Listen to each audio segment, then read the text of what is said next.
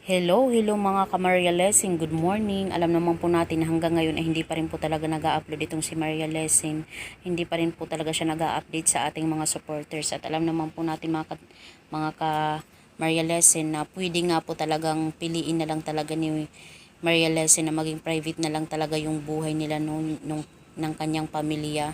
Pero sana ay wag naman po, 'di ba? Dahil talagang matagal na po talaga tayong subscriber or follower nga po talaga ni Maria Lessing, na kung saan talagang nakaka-inspired po talaga itong si Maria Lessing.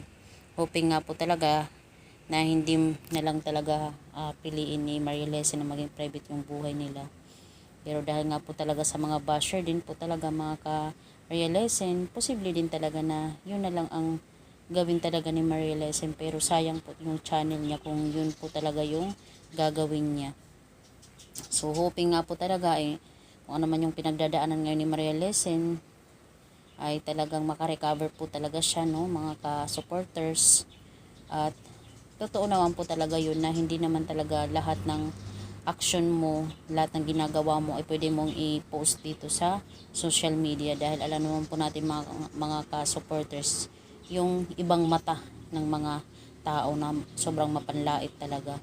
So hoping nga po talaga kung ano man pinagdadaanan ngayon ni Maria Lessing ay makarecover po talaga siya ng kanyang pamilya at mag-update po talaga siya sa atin mga ka-supporters. So sobrang namimiss na po talaga natin itong si Maria Lessing at ang kanyang pamilya, at itong si Sylvester, sobrang bait na bata. So yun lang po mga ka-supporters, abangan na lang po natin yung pag-upload ni Maria Lessing. Hoping nga po talaga